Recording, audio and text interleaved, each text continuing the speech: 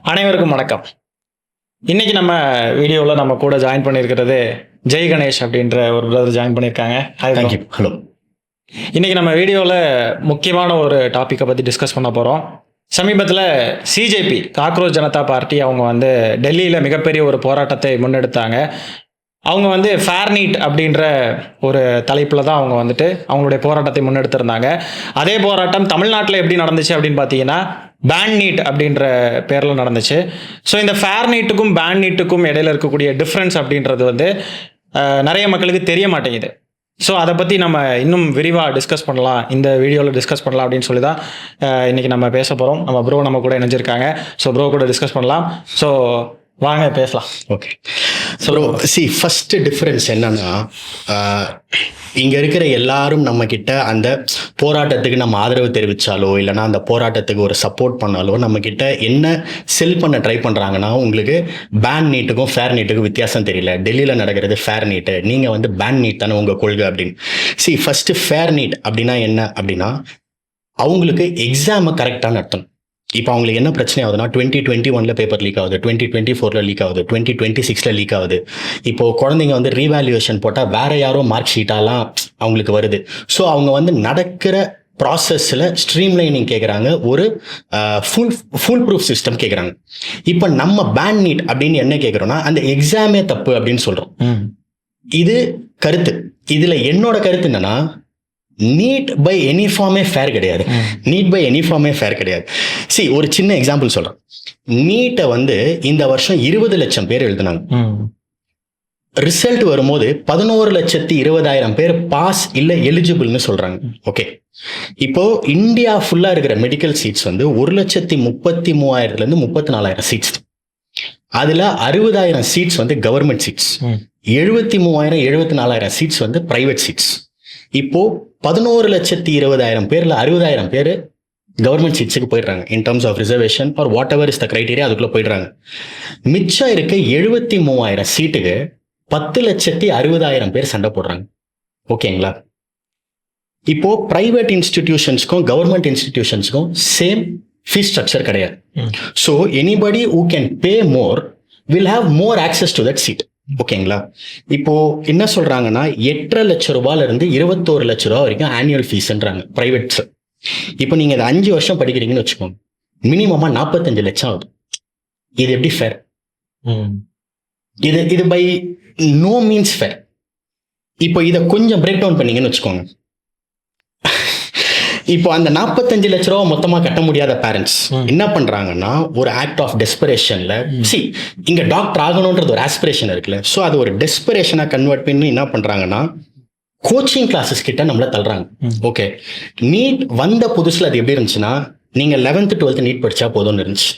அப்புறம் அது என்ன ஆச்சுன்னா 9th 10th 11th 12th அப்படி ஆச்சு. இப்போ அது எங்க திரும்ப நிக்குது, நீங்க 6th இருந்தே நீட்டை இன்டகிரேட்டடா படிக்கணும்னு நிக்குது. இப்போ இது என்ன ஆகுதுன்னா, வருஷத்துக்கு 1.5 லட்சம் ரூபா, 6 வருஷத்துக்கு 9 லட்சம் ரூபாய். வருஷ ஸ்கூல் ஃபீஸ் 1 லட்சம் ரூபாய் மினிமமா வைங்க. ஓகேங்களா? இது 2.5 லட்சம் ரூபாய் வருஷத்துக்கு. நீங்க மாசமா பிரேக் பண்ணீங்கன்னா 21,000 ரூபாய். மாசம் 21,000 ரூபாய் ஒரு குழந்தையோட படிப்புக்கு செலவு பண்ணா அந்த ஃபேமிலி மாசம் எவ்வளவு சம்பாதிக்கும்? மினிமம் ஒரு 1 லட்ச ரூபா 1.25 லட்ச ரூபா சம்பாதிக்கும். ஆமா, அஃப்கோர்ஸ். எத்தனை ஃபேமிலி இங்க 1 லட்ச ரூபா சம்பாதிக்கும்? வெரி. அப்போ நீட் எப்படி ஃபேர்? ஃபேர் நீட்ன்ற கான்செப்டை நம்ம டிமாண்ட் பண்றதே தவறுதான். ஸோ அதான் பேன் நீட் தான் கரெக்டான ஆப்ஷன். இப்போ இதுல இன்னொரு பிரச்சனை இருக்கு. தமிழ்நாடா என்னன்னா, இங்க ஸ்டேட் போர்டு படிக்கும். நான் படிக்கிறப்ப மெட்ரிகுலேஷன் ஒன்று இருந்துச்சு, அப்புறம் சிபிஎஸ்சி, இப்போ ஐசிஎஸ்சி, கேம்பிரிட்ஜ் யூனிவர்சிட்டி நிறைய வந்துருச்சு. இப்போ நீங்க எல்லாம் வேற வேற இடத்துல படிச்சுட்டு ஒரு காமன் என்ட்ரன்ஸ் டெஸ்ட்டுக்கு சண்டை போட வரீங்க. இப்போ அது என்ன பண்ணுதுன்னா, உங்களை டுவர்ட்ஸ் சிபிஎஸ்சி தள்ளுது. ஓகேங்களா? நீங்க சிபிஎஸ்சி படிச்சிருந்தாதான் உங்களுக்கு அந்த எக்ஸாமை கிராக் பண்ணக்கூடிய பாசிபிலிட்டி பெட்டர். ஓகேங்களா? நீங்க சிபிஎஸ்சி போனா இங்க 3 லாங்குவேஜ் பாலிசி ஆயிடுது. புரியுதுங்களா? இப்போ நீங்க என்ன பண்றீங்கன்னா, ஒரு எக்ஸிஸ்டிங் சோஷியல் இம்பேலன்ஸை, எக்கானமி டிஸ்பாரிட்டியை நீங்க எக்ஸ்ப்ளாய்ட் பண்றீங்க. உங்களுக்கு நான் சொல்றது புரியுதா? By no means this is fair. இப்போ சரி, இப்போ இவ்ளோ சொல்ற, அப்புறம் ஏன் ஃபேர் நீட்டுக்காரங்க கூட போய் நிக்கிற? என்னன்னா, ஒரு அறத்தின் அடிப்படையில் அவன் ஒரு பிரச்சனைக்கு சண்டை போடுறான். எனக்கு அந்த பிரச்சனையோட டெஸ்டினேஷன் வேறன்னு எனக்கு தெரியும். பட் சரி, அவன் ஒரு ஆரம்ப புள்ளியாவது இந்த சண்டை போடுறான், ஸோ அப்படின்னு அவன் கூட போய் நிக்கிறேன். இப்போ அவன் கூட போய் நின்னதுனால என்ன ஆயிடும்? நம்ம கொள்கை மாறிடுமா? மாறாது. நம்ம என்ன கேட்குறோம் அது மாறிடுமா? இந்த மாதிரி நிறைய டாக்கிங் பாயிண்ட்ஸ் இருக்கு. சி, இப்போ J2E வந்து இந்த மாதிரி 6th இருந்தே பண்ண ஆரம்பிச்சிட்டாங்க. ஓகேங்களா? இங்க இருக்க நிறைய பேர் நீங்க அங்க போராட்டத்துக்கு போயிருந்தீங்கன்னா சொல்லியிருப்பாங்க, நீங்க J2E எதிர்க்கலையே, நீங்க வந்து UPSC எதிர்க்கல, நீங்க வந்து TNPSC எதிர்க்கல, இதெல்லாம் நிறைய கேட்டிருப்பீங்க. அந்த போராட்டம் போயிருந்தீங்கன்னா நிறைய கேட்டிருப்பீங்க. சி, J2E ஒரு சின்ன பிரச்சனை இருக்கு. என்ன தெரியுமா? J2E வந்து நீங்க சென்ட்ரலி ஃபண்டட் காலேஜஸ் இன்ஸ்டிடியூஷன்ஸ்ல படிக்கிறதுக்கு எழுதுற எக்ஸாம். நீங்க அதை எழுதுறீங்க, ஃபெயில் ஆயிட்டீங்க, இல்ல குவாலிஃபை ஆகல, உங்களால என்ன பண்ண முடியும்? ஸ்டேட் ஃபண்டட் காலேஜஸ்ல இன்ஜினியரிங் படிக்க முடியும் +2 மார்க்கை வச்சு. டாக்டர் ஆகணும்னு நினைக்கிறவங்க, நீட்ல எலிஜிபிள் ஆகணும்னா என்ன பண்ணுவோம்? கோச்சிங் சென்டர் போய் கிராக் பண்ண முடியலன்னா 8.5 லட்ச ரூபா ஃபீஸ் கட்ட நிறைய பேர் ஆயிடுறாங்கன்னா அது 21 லட்ச ரூபாய்க்கு நவுந்துருமே. டிமாண்ட பொறுத்து ஆயிட்டே இருக்கும்ல. ஏன்னா சி, 20 லட்சம் பேர் எழுதுறதுல 1 லட்சம் சீட்டு தான் இருக்கு, 1,33,000 சீட்டு தான் இருக்கு அப்படின்னா டிமாண்ட் வேற எங்கெங்கயோ இருக்குல்ல. இட்ஸ் நாட் வெரி ப்ரொபோர்ஷனட்ல. அப்போ இது எப்படி ஃபேர்? ஸோ போராடுறது வந்து பேன் நீட்டுக்காக போராடுறது தான் நியாயமான முடிவாக இருக்க முடியும். சி, அது மட்டும் தான் பண்ணவே செய்யணும். ஆமாம், அதை மட்டும் தான் பண்ணவே. அதுக்காக இப்போ நம்ம திமுகவை சேர்ந்தவங்க எல்லாம் போய் இப்போ ஆதரவு கொடுக்குறாங்க அப்படின்ற பட்சத்தில் நிறைய பேர் அதை என்ன புரிஞ்சுக்கிறாங்க அப்படின்னா, திமுக வந்துட்டு ஃபேர் நீட்டுக்கு ஆதரவு கொடுக்குதுன்னா அப்போ பேன் நீட் அவங்களுடைய கொள்கை இல்லை அப்படின்ற மாதிரி. பேன் நீட், சி, திமுக என்ன பண்ணுதுன்னா 2006 ஆட்சிக்கு வருது இல்ல, ஸ்டேட் சிலபஸை படிச்சு நீங்க எழுத வேண்டிய ஸ்டேட் என்ட்ரன்ஸ் எக்ஸாம இங்க இருக்க கிராமப்புற குழந்தைகளால பண்ண முடியாது, சிட்டில படிக்கிற குழந்தைங்களால கம்பீட் பண்ண முடியாது அவங்களோடன்னு அதை டிஎம்கே கேன்சல் பண்ணுது. இது டிஎம்கேவோட கொள்கை. இந்த டிஎம்கே எப்படி பேன் நீட் கொள்கையை விட்டு ஃபேர் நீட் பக்கம் நிற்கும்? வாய்ப்பில்லை. ஆனா குறைஞ்சபட்சம் அக்கௌண்டபிலிட்டி கிளைம் பண்ணி தான் அக்கௌண்டபிலிட்டி கிளைம் பண்றோம். தர்மேந்திர பிரதான் ரிசைன் பண்ண அது ஒரு ஃபர்ஸ்ட் ஸ்டெப். சி, இப்போ என்னன்னா மேபி இன்னைக்கு என்ன ரியலைஸ் பண்ணுவாங்க அப்படின்னு நினைக்கிறேன்னா, இது ஒரு ஃபேரா இருக்கும் சிஸ்டம் நினைக்கிறாங்க. மேபி எழுத தெரியலாம், இல்ல அவங்களுக்கு தெரியாமையே போகலாம். அது என் பிரச்சனை கிடையாது. என் பிரச்சனை பேன் நீட். என் பிரச்சனை பேன் நீட். சி, இவங்க இன்னொன்னு வேற சொல்றாங்க, டிஎம்கே வந்து இத தடுத்துருக்கணும்ல, டிஎம்கே இதை இப்படி பண்ணிருக்கணும்ல, டிஎம்கே அதை பண்ணணும்ல, டிஎம்கே இதை கேட்க அறம் இருக்கா, டிஎம்கே அதை பண்ணிட்டு எப்படி அங்க போலாம் அப்படின்னு. சி, நான் ரொம்ப சிம்பிளா சொல்றேன். 2010 ஜூன் ஜூலை போல ஒரு நீட் ஃப்ரேம் ஒர்க் வருது. ஆகஸ்ட் மாசம் கலைஞர் லெட்டர் எழுதிடுறாரு. யாருக்கு? தென் பிரைம் மினிஸ்டர் மன்மோகன் சிங்குக்கும் குலாம் நபி ஆசாத் அந்த மினிஸ்டருக்கும் எழுதிடுறாரு, இது வந்து தப்பு அப்படின்னு எழுதிடுறாரு.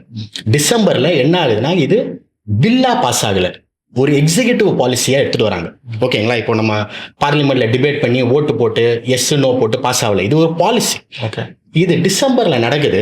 ஜனவரியில ஹைகோர்ட்டுக்கு டிஎம்கே போயிடுச்சு. 2011 2 கேஸ் போட்டுட்டாங்க. இப்போ மற்ற ஸ்டேட்ஸ், சிஎம்சி வேலூர், இவங்க எல்லாம் போடுற சுப்ரீம் கோர்ட் கேஸ்ல டிஎம்கே ஒரு பார்ட் ஆயிடுது. தே strike down NEET.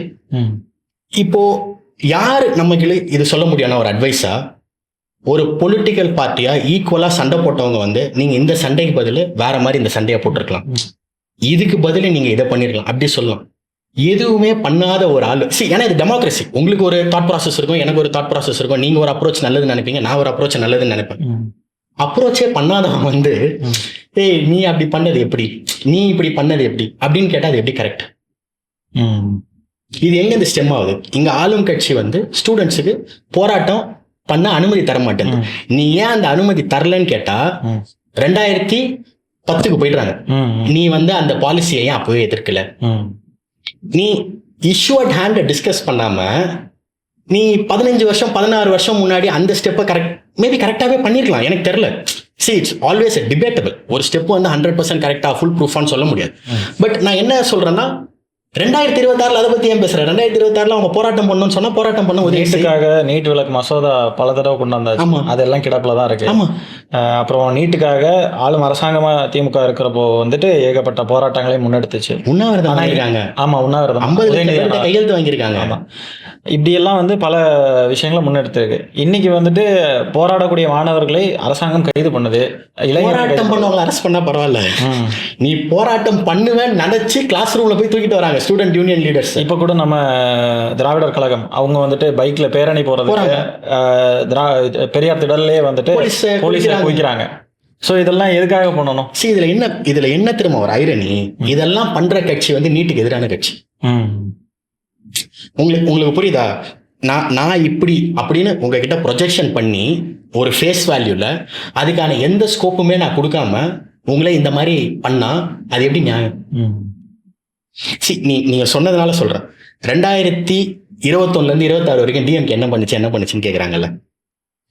AK Rajan committee போடுறாங்க. இது எத்தனை பேருக்கு இது தெரியும் தெரியல. அதுல நிறைய ஃபைண்டிங் இருக்கும். எனக்கு இந்த 2 ஃபைண்டிங் மட்டும் எப்பவுமே டிஸ்டர்பிங்காகவே இருக்கும். நீட் வரத்துக்கு முன்னாடி தமிழ்நாட்டில் 13-14% குழந்தைங்க தமிழ் மீடியம் படித்த குழந்தைங்க எம்பிபிஎஸ்ல என்ரோல் ஆகுறாங்க. அந்த வசதி வாய்ப்பு இருக்கு. நீட் வந்ததுக்கு அப்புறம் எவ்வளவு தெரியுமா வராங்க?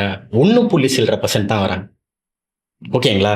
இது ஒரு அலார்மிங்கான டிஸ்பாரிட்டியை கிரியேட் பண்ணுது. உடனே என்ன பண்றாருன்னா, அன்னைக்கு முதலமைச்சராக இருக்க எடப்பாடி அவர்கள் 7.5% ரிசர்வேஷன் கொடுக்குறாரு கவர்மெண்ட் ஸ்கூல் ஸ்டூடெண்ட்ஸ். ஓகேங்களா? ரெண்டாவது என்ன தெரியுமா? 2021 to 2026 தானே சொன்னீங்க. ஆமா, அது அந்த அந்த அந்த எடப்பாடி அவர்கள் மூவுக்கு முன்னாடி 1% தான் government school students Tamil medium students place ஆகுறாங்க. ஓகே, அந்த டிஸ்பாரிட்டியை பார்த்து எடப்பாடி அவர்கள் அதை கொண்டு வர. ஓகேங்களா? ரெண்டாவது என்ன தெரியுமா? நீட் வந்ததுக்கு அப்புறம் 23% increase in CBSE students moving towards NEET நடக்குது. உங்களுக்கு புரியுதா? இது ஒரு state education equilibrium imbalance create பண்ணி உன்னை சிபிஎஸ்சிக்கு வர வைக்கிறாங்க. சிபிஎஸ்சிக்கு வர வச்சா அங்க வேற ஒண்ணு நடக்குது. அது என்டையர் சோஷியல் இதை ஈக்குவிலிபிரியம் டிஸ்டர்ப். இது வந்து அந்த டாமினோ எஃபெக்ட். ஒன்னு அடிச்சா வேற ஒண்ணு மூவ் ஆகும், வேற ஒண்ணு மூவ் ஆகி அது கடைசியா வேற ஒரு இடத்துல முடியும்.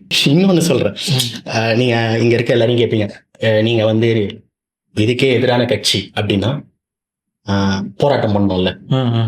இந்த பதில் நிறைய பேர் சொல்லி கேட்டிருப்பீங்க. எங்க தலைவர் போய் லெட்டர் கொடுத்துட்டு வந்துட்டாரு. லெட்டர் கொடுத்துட்டாரு, நாங்க நீட்டுக்கு எதிரானவங்க, நாங்க லெட்டர் கொடுத்துருக்கோம் அப்படி. கடைசி 12 வருஷத்துல மத்தியில ஆளும் பிஜேபி அரசு இருக்குல்ல, 2 வாட்டி தான் அவங்க கொண்டு வந்த டெசிஷனை ரோல் பேக் பண்ணிருக்காங்க. ஒன்னு ஃபார்மர்ஸ் லா, இன்னொன்னு தர்மேந்திர பிரதானோட ரெசிக்னேஷனை அக்செப்ட் பண்ணு. ஓகேங்களா? ஃபார்மர்ஸ் லாவை ரிப்பெல் பண்ண வைக்கிறதுக்கு மாச கணக்குல, ஆயிரக்கணக்கில், லட்சக்கணக்கான ஃபார்மர்ஸ் அங்க டென்ட் போட்டு உக்காந்துருந்தாங்க, பார்த்தோம். கரெக்டா? இப்போ தர்மேந்திர பிரதான் ரெசிக்னேஷன் பண்ண வைக்க சோனம் வாங்சுக்கை வந்து ஃபோர்ஸ்ஃபுல்லா எவிக் பண்றாங்க. ஏன்னா ஒரு ஹங்கர் ஸ்ட்ரைக்ல இறந்துட்டா அது பெரிய பிரச்சனை ஆயிடும். அப்படி அது அத்தனை நாள் நடக்கிற போராட்டம். அதுக்கப்புறம் லட்சக்கணக்கான ஸ்டூடெண்ட்ஸ் ரோட்டுக்கு வராங்க, வேற வேற சிட்டிஸ் இந்த கண்ட்ரியில். ஓகேங்களா? அப்புறம் தான் இதை பண்றாங்க. லெட்டர் கொடுத்தா எப்படி மாறிடும்? இவ்வளோ வெளிச்சம் விழுந்து இத்தனை லட்சம் பேர் போராட்டம் பண்ணி இத்தனை வயலன்சஸ் பிரேக் அவுட் ஆகி நடந்தா இது நடக்குது அப்படின்னா நீங்க லெட்டர் கொடுத்தா எப்படி நடக்கும்? அது இந்த எனக்கு புரியுது அவர் என்ன சொல்றாருன்னா, நாங்க யாருமே சண்டை போட வேணாம்னு நினைக்கிறோம், சண்டை போட வேணாம், மோதல் போக்கை கடைபிடிக்க மாட்டோம். இல்ல, இது மோதல் போக்கே கிடையாது. நான் தான் திருப்பி சொல்றேன். நான் தான் சொன்னேன். இப்போ நான் இவ்வளவு நேரம் ஒரு சில விஷயங்கள் உங்களுக்கு சொன்னல, ஃபேக்ட்ஸ் சொன்னல, இதுல எது ஃபேரா பட்டுச்சு உங்களுக்கு? எதுவுமே ஃபேரா படல. அப்புறம் ஃபேரா படல, நான் யாருடைய மோதல் பண்ண மாட்டேன் அப்படின்னா அந்த எக்ஸாம்ஸ் கண்டினியூ ஆகிட்டே இருக்குமே. சரி, நீங்க மோதல் போக்கு பண்ணல அப்படின்னா நீங்க என்ன பண்றீங்கன்னா மோதல் பண்ண நினைக்கிறவங்களே விட மாட்டீங்க. அதான் இது one thing leading to one other thing. இங்க ஸ்டூடெண்ட்ஸ் ப்ரொடெஸ்ட் பண்ண நினைக்கிறாங்க, சம்பந்தமே இல்லாம பாடகர் அறிவு போய் செக்ரட்டரியேட் வாசல்ல திடீர்னு பண்ணி உள்ள கூட்டிட்டு ஒரு 10 நிமிஷத்துல அமைச்சர் ஆதவர்ஜன் வந்து கார்ல ஏற்றி அமைச்சிருந்தாரு. இது எதுக்காக? ஒரு டைல்யூஷன், ஒரு டைவர்ஷன். நீங்க பிக்கப் பண்ணிட்டீங்கன்னா அந்த மொமெண்டம், ஸ்டூடெண்ட்ஸ் அங்கங்க உட்காந்துட்டாங்கன்னா, ஆமா ஒரு ஆளும் அரசுக்கு 1000 ப்ரெஷர் இருக்கலாம், எனக்கு அது புரியுது. ஓகேங்களா?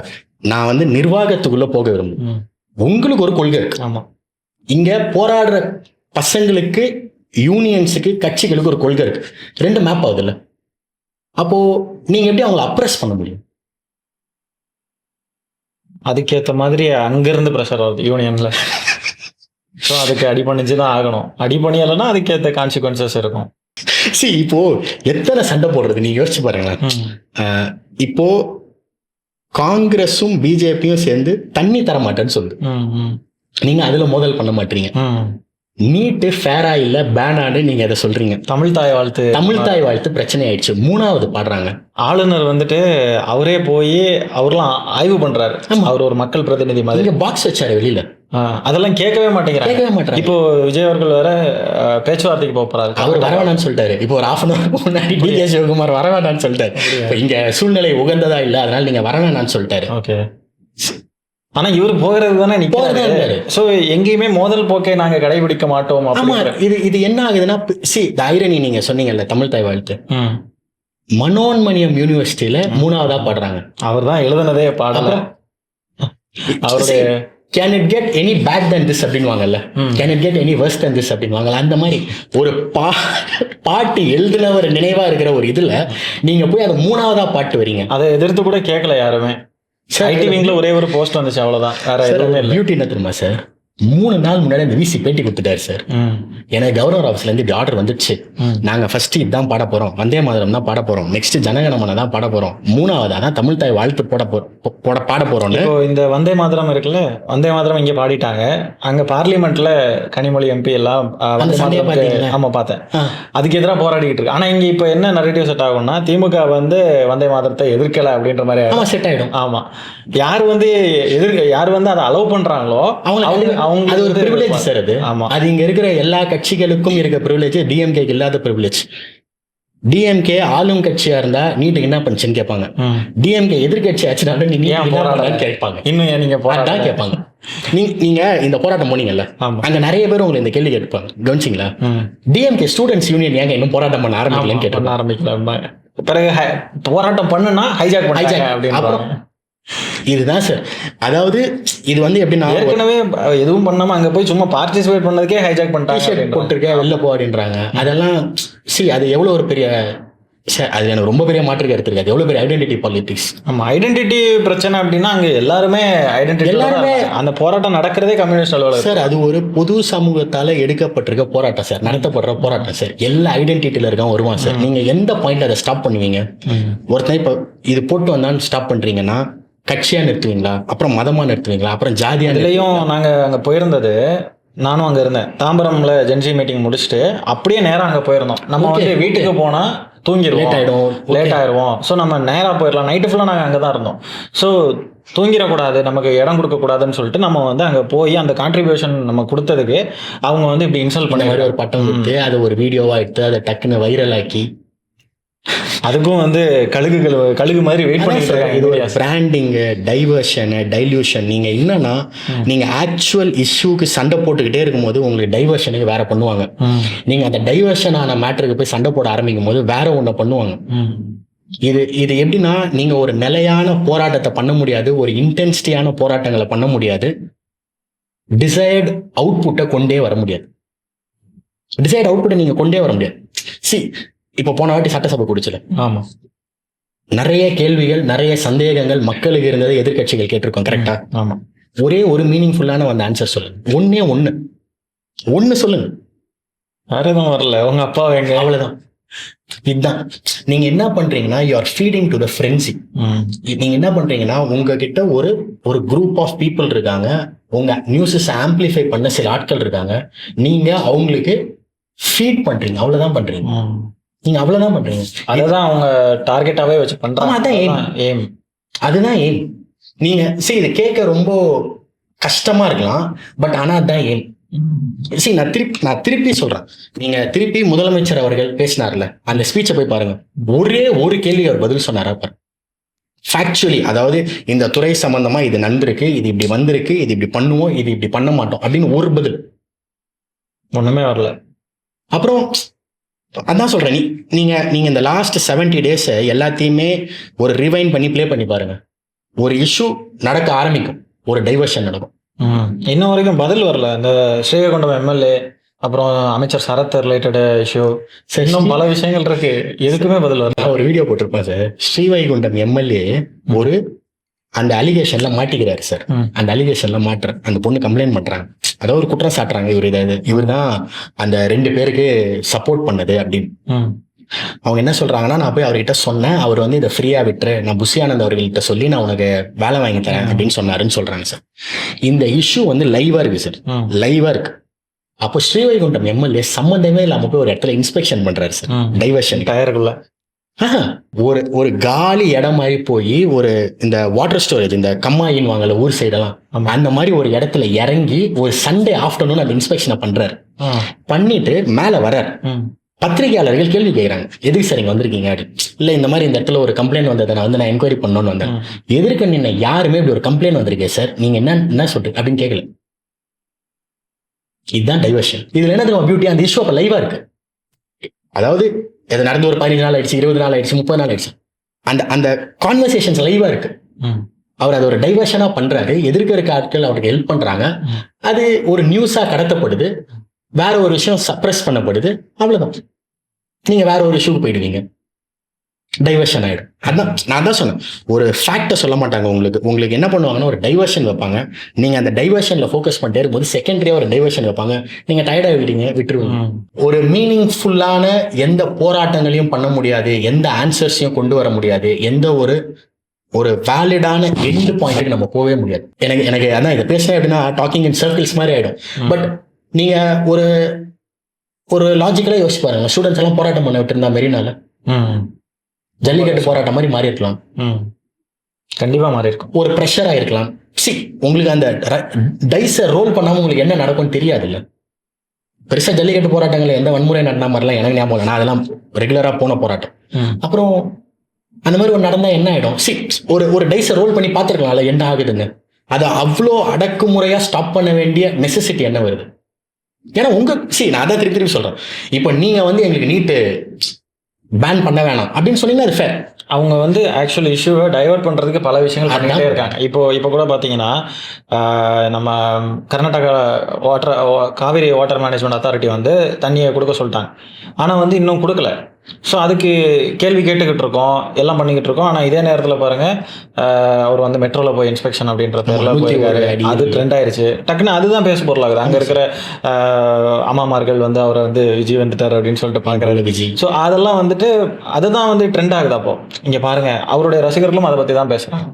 ஸோ இப்படி டைவர்ட் ஆகிட்டே இருக்குது. ஆக்சுவலான இஷ்யூஸை வந்து நம்ம கேள்வி கேட்டால் அதுக்கான பதிலும் வராது. சட்டமன்றத்தில் நேரடியாகவே இது பண்ணாலும் அதுவும் டைவர்ட் ஆகுது. இன்டெரக்டாக கேட்குறப்பவும் அதுவும் டைவர்ட் ஆகிட்டே இருக்குது. அதுக்கு ஏதாவது பண்ணிக்கிட்டே இருக்காங்க புதுசாக. ஆமாம் சார், இது எப்படின்னா ஒரு நெவர் எண்டிங் லூப்.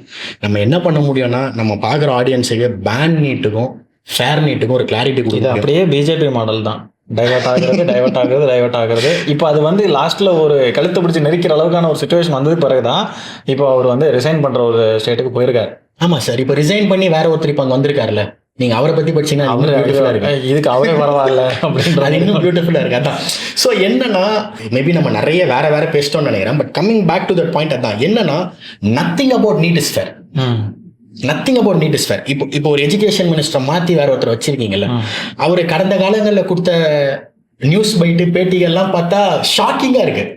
இப்போ இப்படி ஒரு கருத்து இருக்கா, இல்லைன்னா இந்த மாதிரி ஒரு ஒப்பீனியன் சொன்ன ஆளு தான் இனிமேல் எஜுகேஷன் ஹேண்டில் பண்ண போறாரா? ஆனால் இங்கே வந்து எது வெற்றி அப்படின்னா, மாணவர்கள் போராடி அவங்க ஃபேசிஸ்ட் ஆக்டிவிட்டி அவங்க செஞ்சுக்கிட்டு இருந்த விஷயங்கள், அவங்க வந்து நாங்கள் பின்வாங்க மாட்டோம், நாங்கள் வந்து நீங்கள் சொல்கிறத கேட்க மாட்டோம் அப்படின்னு இருந்த அந்த ஸ்டாண்டை உடைச்சு ஒரு விஷயம் பண்ண வச்சிருக்காங்கல்ல, ரிசைன் பண்ணி வச்சிருக்காங்கல்ல, அதுதான் விக்டரி ஒழிய இவரை மாற்றிட்டு இன்னொருத்தர் வந்திருக்காருன்றது வெற்றி கிடையாது. பெட்டர் ஆளே இல்லை. அதான் அது வெற்றி கிடையாது. நீங்க சொன்ன பாயிண்ட் தான் கரெக்ட். ஸ்டூடெண்ட்ஸ் வந்து இங்க நிறைய கட்சிகளால பண்ண முடியாததை மத்தியில ஆள்ற அரசை பண்ண வச்சிருக்காங்க. அது பெரிய விஷயம். ஸோ அதுக்கு ஒரு சப்போர்ட் மட்டும்தான். அதுதான் ஆல்சோ காம்பன்சேஷன் 1 crore காம்பன்சேஷன் கொடுக்குறாங்கன்றதுனால, ஸோ அது மட்டும்தான் நம்ம வந்து அந்த ஒரு விஷயத்துக்காக தான் எல்லாரும் சப்போர்ட் பண்றோம். ஸோ இதுதான் இந்த பேன் நீட்டுக்கும் ஃபேர் நீட்டுக்கும் இருக்கிற டிஃபரன்ஸ். ஸோ இன்னைக்கு நம்ம ஜெய் கணேஷ் ப்ரோ கூட நிறைய விஷயங்கள் fair NEET and ban NEET பற்றி டிஸ்கஸ் பண்ணியிருந்தோம். ஸோ ஃபேர் நீட்டை எதுக்காக, பேன் நீட் அப்படின்னு சொல்கிற கொள்கை இருக்கிறவங்க சப்போர்ட் பண்ணுறாங்க அப்படின்றதுக்கு நம்ம இவ்வளோ நேரம் டிஸ்கஸ் பண்ண விஷயங்களில் உங்களுக்குலாம் புரிஞ்சிருக்கும்னு நினைக்கிறேன். ஸோ இந்த வீடியோவில் நாங்கள் 2 பேர் பேசியிருக்கிற விஷயங்களை பற்றியெல்லாம் நீங்கள் என்ன நினைக்கிறீங்க அப்படின்ற உங்களுடைய கருத்துக்களை எல்லாம் கமெண்ட்ஸில் பதிவு பண்ணுங்கள். இந்த காணொலியை இத்துடன் நிறைவு செய்து கொள்கிறோம். நன்றி, வணக்கம். தேங்க்யூ.